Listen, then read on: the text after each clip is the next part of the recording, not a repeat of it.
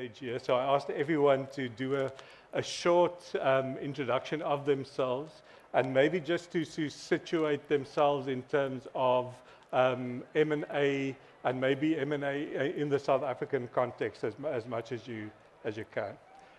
Umar. Well, good morning, everyone. My name is Umar Baz.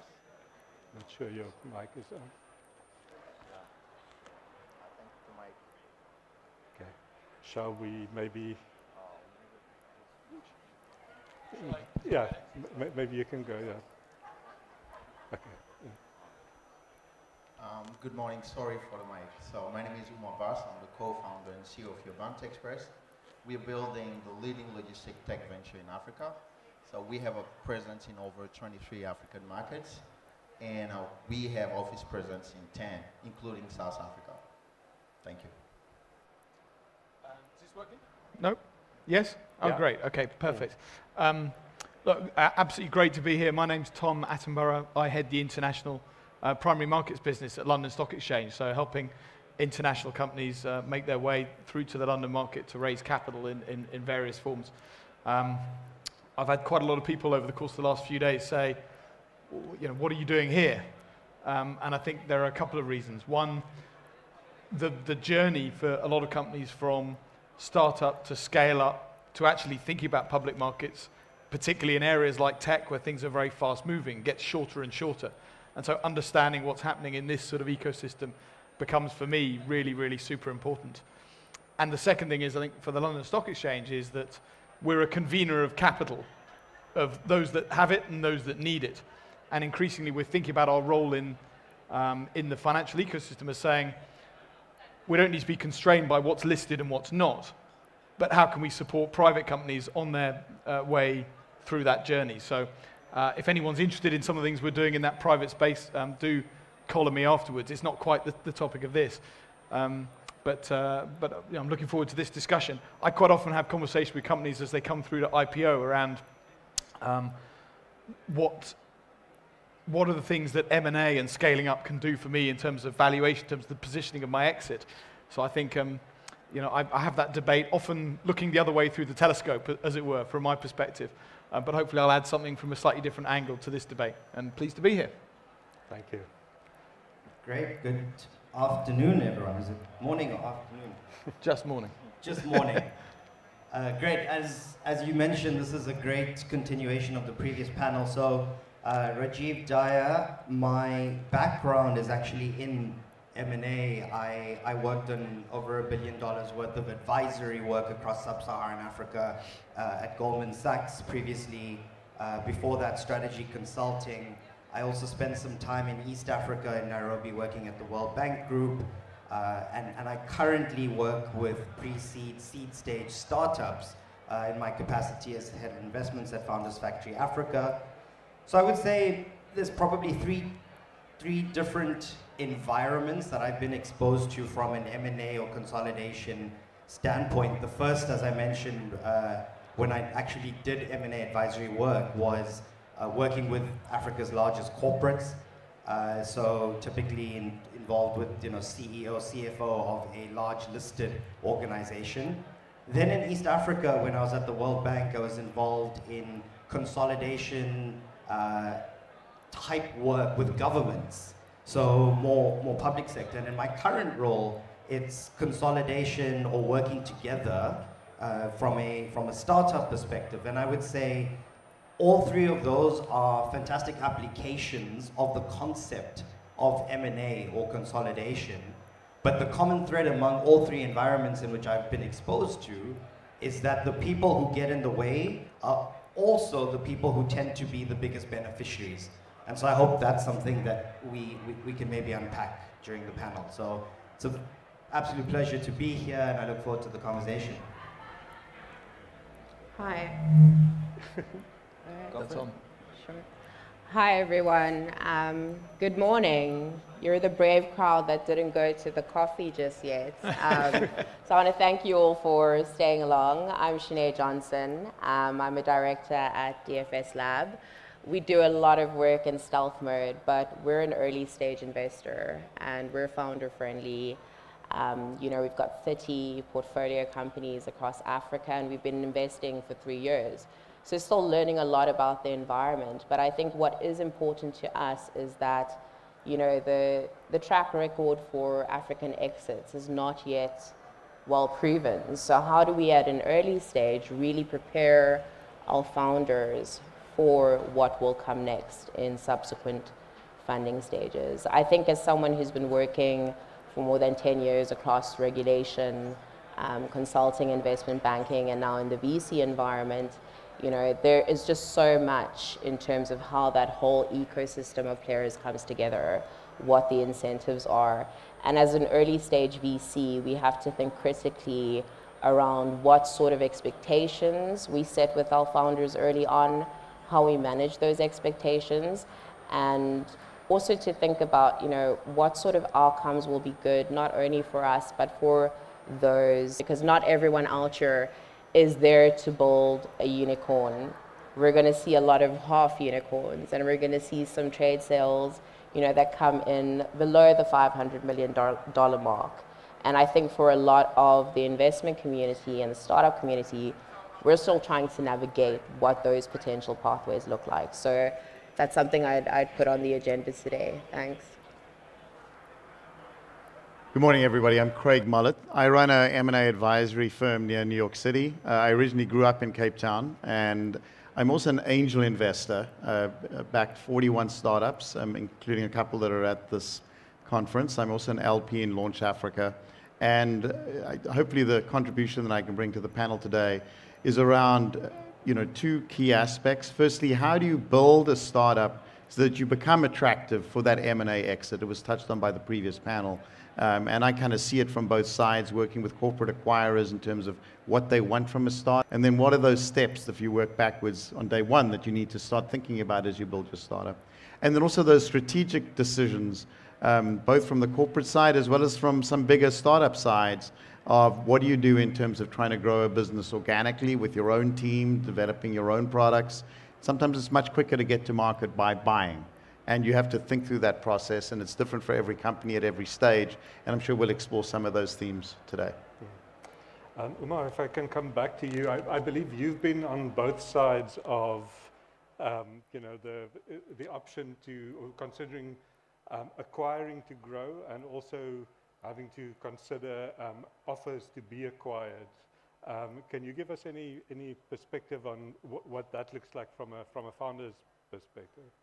Well, from a founder perspective, the choice to make when you started to scale globally across Africa and other markets, so you clearly understand that it's not only about your product, it's not only about the capacity that you have, it's also about the partnership, the key partnerships that you might be able to lack. So one of the things that we have done with Yobante, but 2 years ago, we had an acquisition offer from, one of the top companies, in Northern American markets. So we was kind of saying that was too earlier, and then the deal offer was not so much interesting for us. And then we went from being at that level to focusing on building Yobante Express across the continent. So we started. It's all about also having a strong startup culture that could help you launch, and a set of things that have been said earlier on the previous conversations. But what is specific to our journey with Yobante Express is the fact that we were able to mix a certain sort of key processes. It's like a playbook. It's a corporate approach, but also mixing it with our startup culture, and leveraging on the network that we have built, and the support also we have from an acceleration program, Startup Bootcamp, and personally as a second level founder. So Yobante is my second startup. So I did leverage on the previously held network that I had.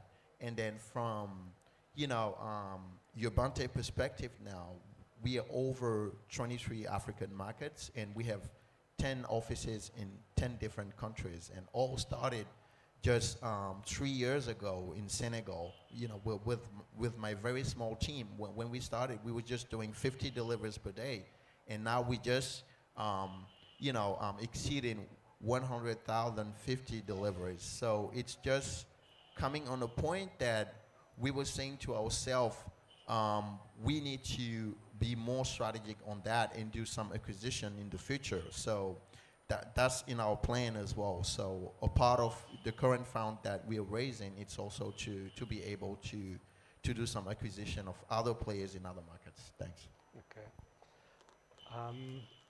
Tom, maybe if I can ask you, I know from inside in the African ecosystem, we're very, you know, maybe people might disagree with me, but we're very keen to drive some investments to exit, because we, you know, it's not the most mature sort of ecosystem, which has its pros and its cons, but we want to see some successful exits. Do you see M&A as really a useful thing to help, you know, accelerate that process? Yeah, I do, absolutely. I think, as we've heard on the previous panel, there are a lot of people around, you know, the continent doing some similar things, you know, and ultimately, you know, cooperation, collaboration, which may ultimately lead to M&A as a way of sort of supercharging the organic growth that the company started with, I think is a fantastic way of building scale quickly. I think as we think about, and in fact, Ash touched on this, the acquirability index, I think she referred to. I think as you know, many companies build towards what they see as potentially a natural exit into a larger you know, entity, then, you know, scale becomes important to be on the radar. You know, at the end of the day, if someone's got, it's only a very small check. For some of the bigger you know, international corporates, is that really going to move the needle? So I think, you know, scale becomes you know, obviously important. Diversification of revenues, both in terms of, you know, up and down, you know, the value chain of the proposition, but also geographical diversification of revenues as well. And there was a lot of talk in the last panel, I thought very way around, you know, sort of expansion across the continent and what that brings to the Pan-African story, that I think we see as quite sort of integral to a lot of sort of substantial exits.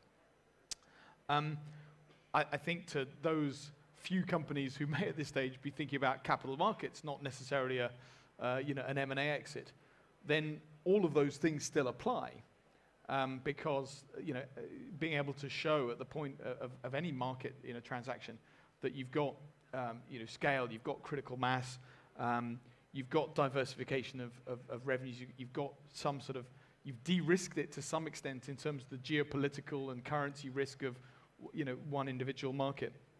I think, you know, all of those things become important.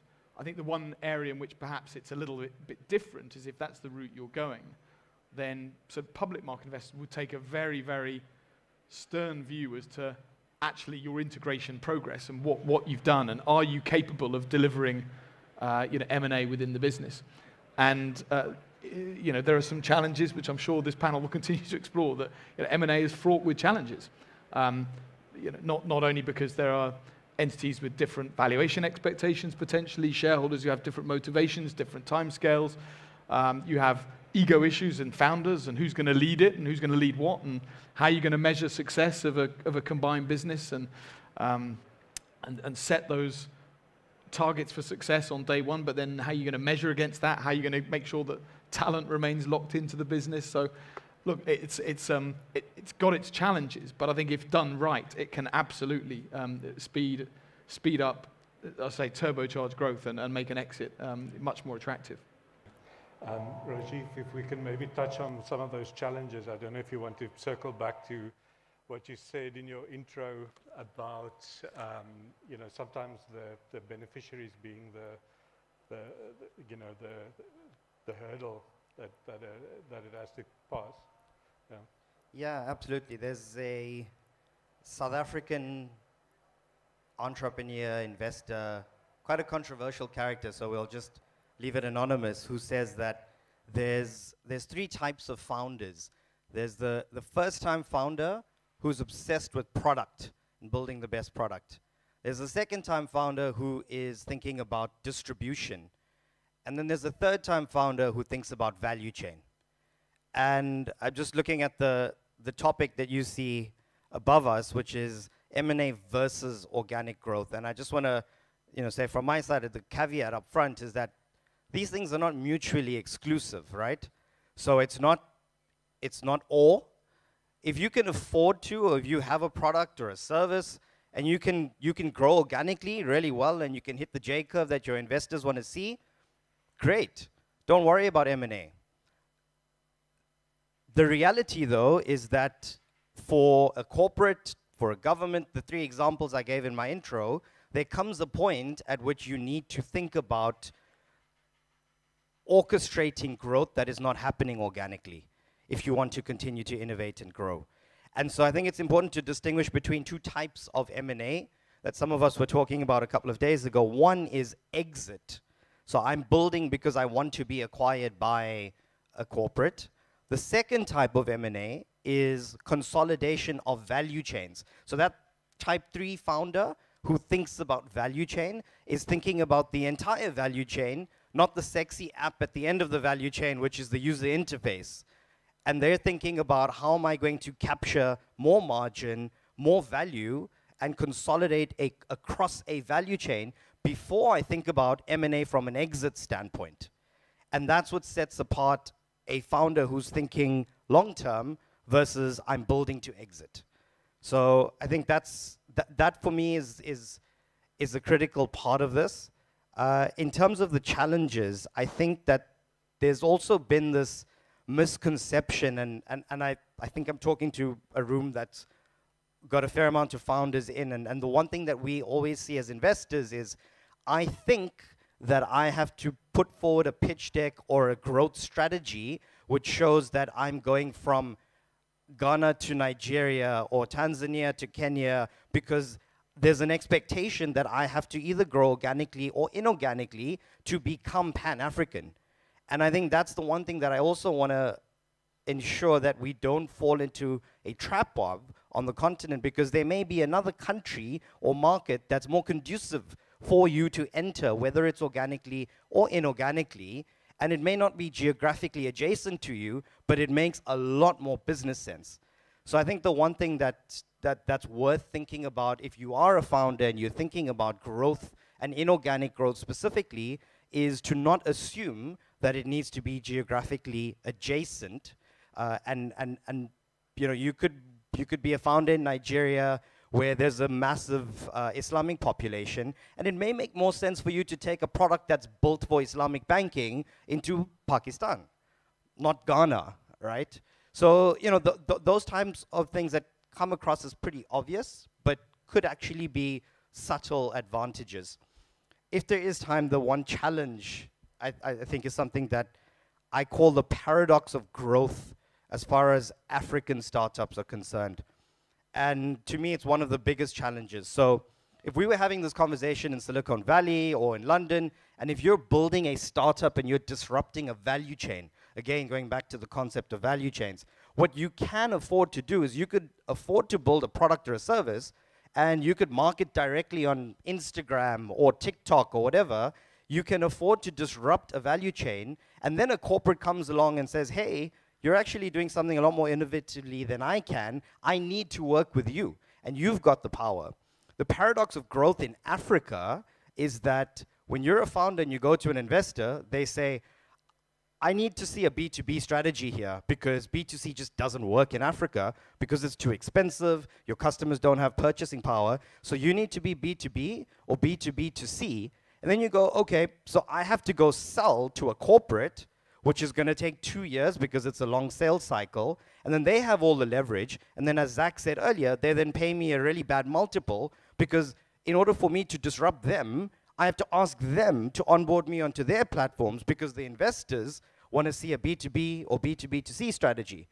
So it becomes a bit paradoxical there. And again, that's why consolidation with other founders who are creating value to collectively disrupt a value chain is, to me, a more obvious way of growth. Shanae, sorry. Could you maybe just tell us a bit about, you mentioned earlier that you've got some concern about how well early stage people are prepared, for this as an eventual possibility for exit, or sort of, where they're headed. How do you guys talk to your early stage investors about this? What's in Africa specifically? So I think there's a more important thing to do here, and it's just for me to kind of reset and take a step back, right, around all of this. So when you're working with a founder, and I think Rajiv spoke of it so eloquently, a type 1 founder who's building to be acquired early, and type 2 founder who is now going to look across the value chain and consolidate and create further value through that, right? So depending on the founder and what their intention is and what the goal setting is around that, the advice is going to be very different. And my advice to founders in the room would be to align yourself with a type of investor that understands your play and also has the incentives that are aligned to that play. Because, there are going to be some cases where you have a type 2 founder who really wants to kind of work along that value chain spectrum, who meets the investor who's looking for the early exit. And that's a mismatch. It's a mismatch in terms of horizon, goal setting, and other things. So I think the more important thing is, who are you as a founder and what type of investor do you need? Now for DFS Lab, we've got a 10-year longer horizon. Typically see us working with these type 2 founders. And what has already been said in I think this panel and the previous panel was around brokering those introductions between your founders, bigger corporates, other teams, right, that could be working together across the value chain or somehow merging in that way. And I think even at a very early stage, it even speaks to the acquisition of talent, right? Which is a really major thing for us, right? So if you have a team that's building but haven't quite figured out yet what model they're going to do very, very early stage, but they're a great team, there could be other ways of acquiring and getting in the right talent, expertise, So for me, the bit about acquisition goes a lot further than just the technical concept around M&A, but really understanding what your goals are and how to align yourself with the right people. Yeah. Craig, maybe from the perspective of, say, a corporate looking to acquire, for whatever reason, can you give us an idea of what makes, maybe for the founders, also the VCs in the room, what makes a startup look acquirable, or maybe what are the red flags that might say no? That's a great question, and certainly that's something I deal with every day, both from the M&A side with corporate clients as well as from startup founders asking those questions. Just went through some of those ideas. So generally, when I'm advising clients and startups, it's actually a simple kind of 4 key area framework. So the first thing is to look at the core of the business in terms of the products or technology. Like, what do you do? And often, a lot of the best value actually comes from being slightly adjacent to the core. So if it's a pure consolidation roll-up play, two chicken sandwich businesses that are on the same street, that has a little bit of value, but it's not breakthrough value. So often I found much more value in something that's a little bit different to what the core business is, but it's still touching it so that you can get that overlap. The second area, which was also touched on by Rajiv in terms of the markets and the customers. And once again, adjacent is sometimes good, but it doesn't have to be adjacent geographically, just adjacent in terms of the segments that you're attacking. The third area that you're looking at is the operations, the business processes, how is the business structured? And the fourth thing is the people, and that's really important. And in fact, I think JP Morgan, it was quoted in today's Business Day, they're expecting around $100 billion in sub-Saharan African M&A in 2022.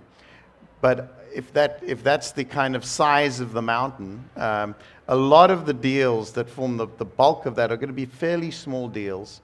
And they're going to have a spectrum of being companies that are going to be paid at a reasonable multiple to businesses that are almost what we call acqui-hires, where really there's minimal being paid for the company. You're really bringing on that team.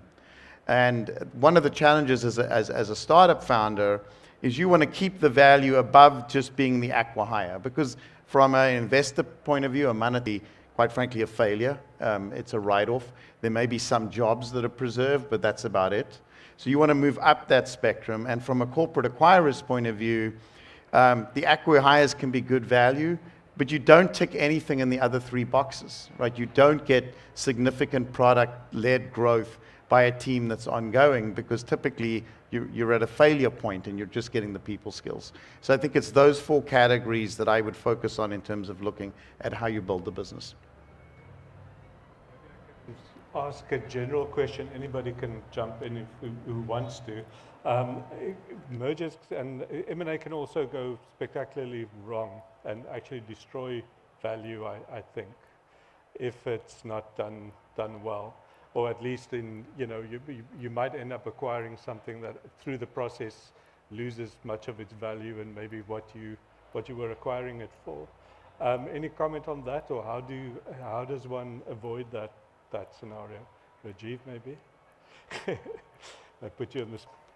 Yeah, as you were talking, in my mind, I was drawing an analogy of any relationship and integration post some event, whether it's marriage or what have you. It's a question of accepting that post-event, let's call it, whether it's merger, marriage, whatever, requires a period of integration from an economic, cultural, personality standpoint. And the best way to solve for that is go back to what we do in life. Date, understand pros and cons. There's no need to, unless you've got an existential reason or a cash flow reason to do something in a rushed way, there's no reason that you shouldn't be able to date before you acquire or merge. And it's a combination. I think there are folks who take a top-down approach, and it's CEO setting the culture post-acquisition or post-merger. Others who feel like it should be driven bottom-up. And I think it's a combination of top-down, bottom-up, collaborating to drive post-merger integration. Because that is, statistically, it's the biggest reason that mergers or acquisitions fail. So maybe pay more attention to the dating phase. Sure. Would you like to add something? I think Rajiv's used an excellent analogy as with any marriage. I mean, I was sort of coming at it a little bit from the same angle. Wouldn't have chosen quite the same words. I thought it was brilliant, actually. So I'm going to remember that. But just in terms of the things that can go wrong, it's personality differences from people. It's valuation expectations. It's cultural differences. It's geographies that do things in very different ways. It's distraction actually from the core business, but which I think can be a real issue if you're trying to sort of, engage in some of these discussions whilst at the same time running pretty hard from an organic growth perspective as well. So, but actually, pretty much all of those things, other than the last point, which can be done by having some good advisors on board and a lot of support from shareholders, every other of the aspects that have been, I think, are the biggest risks and potential red flags can be solved, I think, exactly by the points that Rajiv just made about actually spending time getting to know the business and making sure that there aren't any surprises, that you do have a shared common vision, that there is genuine understanding about the path ahead as a unit, not just the sum of, not just the individual parts. So I think that'd be my additions to that. Greg? It is fascinating, actually, advising clients in the space, because a large number of the failures in M&A are due to lack of integration, and lack of having a plan. So the key things I always advise is have a plan, but test that plan before you buy it. And you test it through the due diligence process and this kind of dating process. Because if that's not working, it's a really bad sign for once you close the deal. I'm always amazed at how many big corporates still mess this up. There's a global bank, one of the top 10 that shall remain nameless for this panel. But there was an interview with the CEO 6 months after they'd acquired a substantial business. And they said, how's it going? And he said, well, we're still working out how to fit it in with our global businesses. I mean, it's astounding to me that you would buy something and not have a plan for what's going to happen on day one. And it's also astounding because you're not going to get the value from your customers who are going to be concerned, your suppliers are going to want to know what's going on, and of course, most importantly, your people who really, if they know on day one we're going to do this, this, this, and sometimes if it's a public company, there may be restrictions on who's in the loop. But certainly on day one, when it's publicly announced, you can have a plan and not say, we'll get back to you in 6 months, by which time a lot of the people would have left. I mean, we've seen the fiasco with Twitter in the United States. You know, making big pronouncements and having no detailed plan is generally not the way to do things. Omar, you want to? So, wow, I think they had, it's not here. So I think I'm more likely 100% agree with what has been said, because before getting to you need to do your due diligence process, I mean, from the acquirer perspective. So clearly, from my understanding as a founder, it's more likely having the early conversation with who you're dealing with, doing your own due diligence process, because when people are talking about due diligence, they will just go from the other way, right? From the acquirer to the founder. But you need also to understand, I mean, which are the key values of, you know, that company that acquiring you. And then what is exactly, I mean, your expectations, what you're looking for. Again, you need to have a clear plan on it. So if you're not ready again, don't just rush for that, because I will go to another point where sometimes, you know, people do just need collaboration between startups. I mean, from the horizontal level, because when we are taking the example from Yovante, when we started our scale plan, so let me just get back, coming from a very tiny country, Senegal, I mean, scaling is a must, so you don't have a choice, actually. An example of that, you can have a great product, like a great market and all those things, but the whole Senegalese population is 17 million, versus any other, I mean, even with the, you know, let's say, not bad product, but let's say a lesser good product than you in Nigeria, in Lagos alone, with over 20 million. That is just, you know, overpopulating the whole Senegalese population. Then they might be gaining more interest and more, you know, traction than you. So you don't have a choice, actually.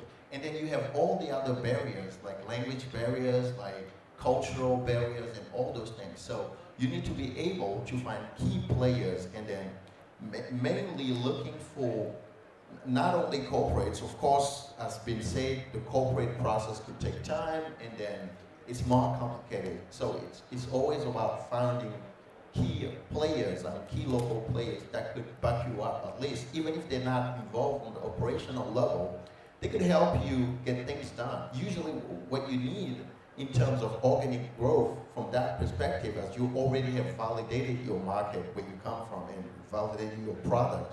So what you need to know is to understand certain cultural sensibilities, local context. It's also really important when you come to Africa. As you know, from ourselves, as what we are solving, it's something that we are already seeing all across the continent.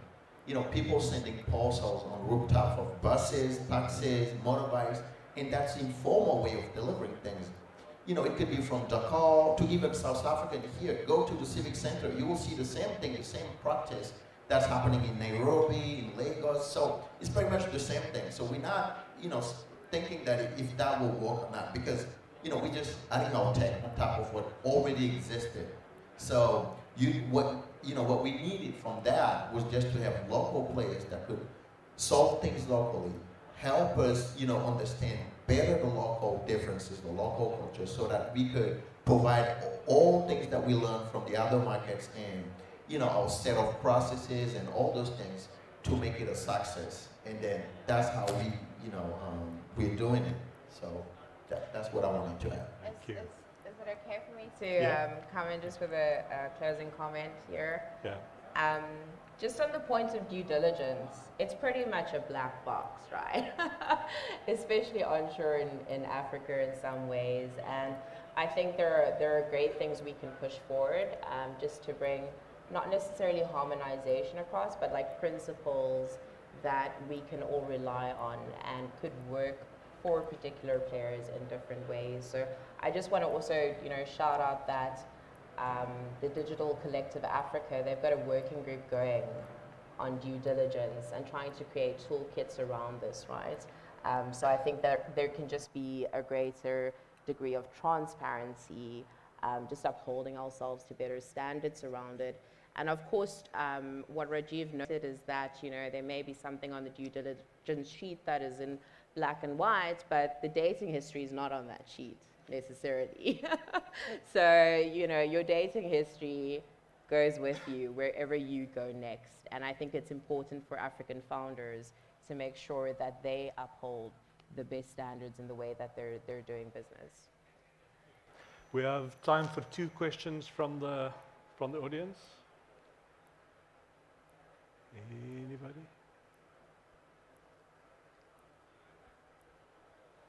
Okay. Anybody want to make another statement? Anything we didn't get to? I think the one thing that I often try to also encourage founders to think about is reverse acquisition is not beyond the realm. All of us work in African Startup Inc., or whatever we want to call it. I try not to use the word ecosystem. And the reality is that this market is made up of different types of some of whom have done an incredible job of raising incredible amounts of money. And that's their strength. Building an incredible product, being able to scale organically, inorganically, may not actually be their strength, right? So if you are a founder, and I work with examples of these, whose strength is to build incredible products, create really great value across a value chain, and have a really, really realistic path to profitability, don't be distracted by the founder in an adjacent market or even in your market who's done an incredible job of raising money but actually hasn't done much with it. Reverse acquisition could be a realistic option for you. And I think that's something worth thinking about and exploring a bit more in this market. Craig? Yeah, I think the one comment, which is a comment I'd heard before from a really smart VC, was that his view was that every time as a startup you can remove a risk, you can create value. And I thought it was a really useful insight, that as you try and make sure that you have less red flags that are going to scare away an acquirer or a follow-on investor and build more green flags, things that will attract them in those 4 categories I talked about earlier, that's what I'd really encourage you to do. And as a startup founder, every night you go to bed thinking about the key risks in the business. So it's also productive for your business, even if you don't plan to exit, because it allows you to focus on the things that really matter, which is, of course, the product, technology, and your customers. Thank you very much. Okay, we've got 1 question. Yeah. 1, 2, okay. I really like the dating analogy. I'm just thinking practically and in reality, founders are not coming to the table talking to acquirers on equal footing. So, you spoke about there's an existential issue or a cash flow issue, but I'm just thinking even at any point in the growth stage of a business, whenever they talk to potential acquirers, it's not an equal footing. So unlike in the dating space, there's equal dignity between the 2 people. And yes, one can talk about, the founder, obviously, they love their business, they love, and they believe what they can do with their business, but, you're at this table trying to convince someone to kind of buy into that kind of idea. So I'm just thinking, does the analogy then not fail there? And maybe what are some ways that founders can come to the table and really believe in their business and kind of date on equal footing, but not come across as arrogant, because there's also that issue that acquirers tend to think that founders are arrogant just because they're very confident about their business. Some advice from the panel as closing remarks? I really like the 4-point framework that Craig put forward. We're never going to be in a world where anyone is on equal footing. But I think if you utilize a framework like that, you bring the best that you can to the table, and that should be enough if it's a deal that's meant to happen. Great. Maybe since it was the analogy I brought up, I would disagree that, sticking with the analogy in the dating sense, that we're on equal footing when I meet someone, and I'll use myself. I would say I'm on equal footing with the person I'm in a relationship with, but it's about putting yourself in, and I mean, she's higher than I am if you were to compare us. It would be understanding the fact that we make decisions as human beings, the rational side of our brain. If you go back to neuroscience, right? It's the emotional side of our brain that ultimately drives decision-making processes. And so you may not be on equal footing, but just like the dating analogy, it's about putting yourself in an environment where your positive attributes are highlighted more than maybe a cash flow issue. Great. I think that's a great closing remark on a great analogy. Thanks, guys. Thank you to the panel. Thanks for listening. I think everybody will be around maybe just for a couple of minutes more for conversations. I'm guessing. Thank you for coming. Thanks a lot.